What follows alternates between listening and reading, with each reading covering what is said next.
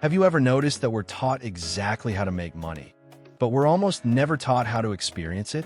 We spend 40, 50, 60 hours a week trading our finite life energy for a number in a bank account. We're told that once that number hits a certain level, the happiness part finally kicks in. But for most of us, that day keeps moving further away. What if the problem isn't how much you're earning, but the rules you're using to spend it?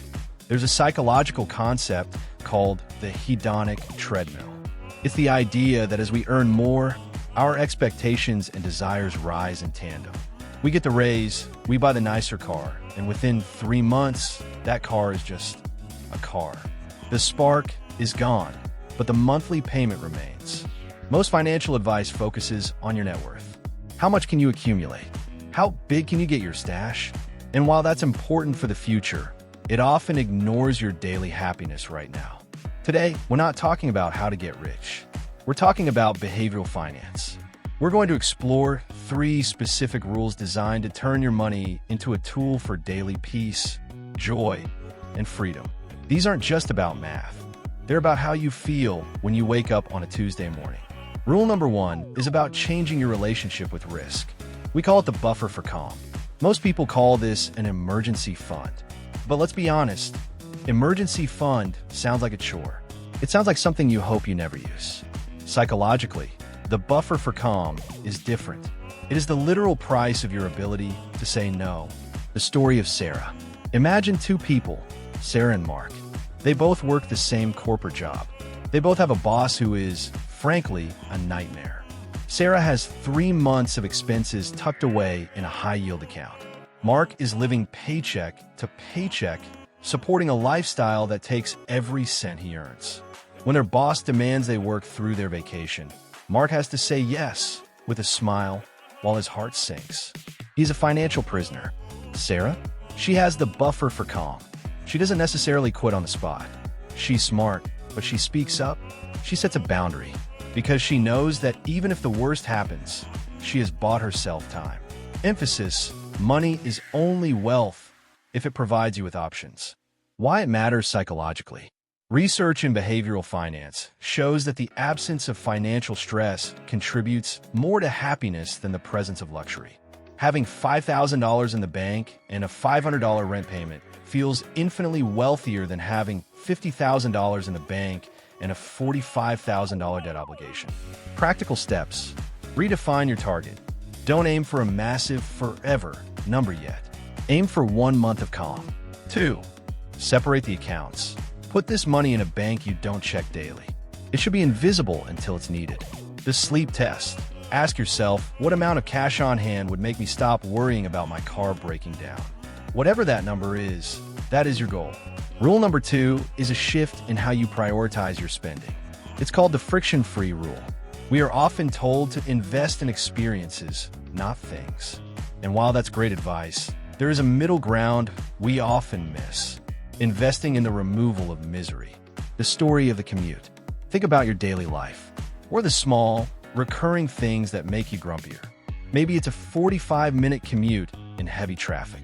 Maybe it's a laptop that takes 10 minutes to boot up every morning. Maybe it's the fact that your vacuum cleaner barely works, making a 20-minute chore take an hour. We often feel guilty spending money on things that seem like luxuries. But if a thing removes a daily friction, it is actually a happiness investment. Healthy versus bad habits. Bad habit: buying a $2,000 designer bag because you want to feel status for a week.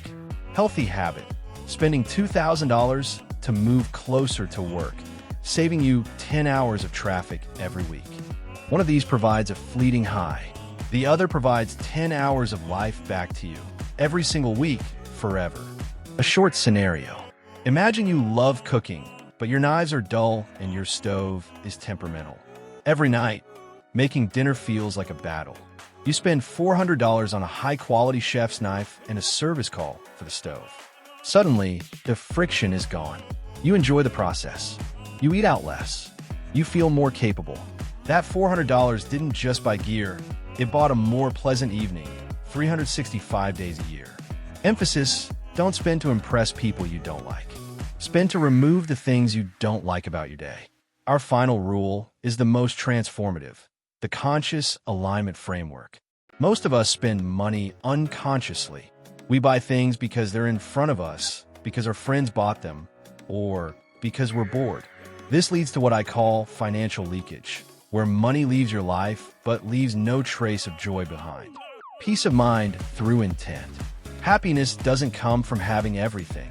It comes from having exactly what you value. Rule 3 asks you to do something radical.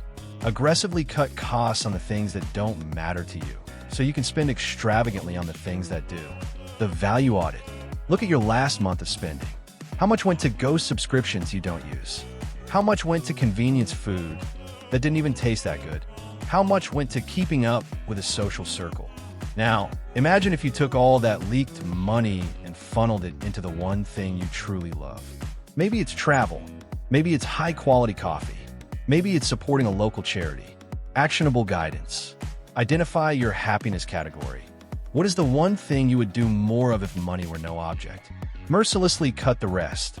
If you don't care about cars, drive an old one. If you don't care about fashion, buy basics. The joy per dollar metric. Before every major purchase, ask, will I remember this purchase in 6 months? If the answer is no, put the money back in your pocket. Let's recap the rules for a happier life. The buffer for calm. By your ability to say no. The friction-free rule. Spend to remove the small miseries of your day. Conscious alignment. Cut the noise to fund your passion. Short pause. At the end of the day, money is just a story we all agree to believe in. It has no power other than the power you give it. If you use it to chase status, it will always leave you empty because there is always someone with more status. But if you use it to buy time, peace, and intentionality, then you've already won the game. Motivational tone. Happiness isn't found in the excess. It's found in the control. It's found in knowing that your life is built on your terms, not someone else's expectations. Final emphasis. Go out this week and look at your bank account not as a score, but as a toolkit. How will you use those tools to build a better Tuesday?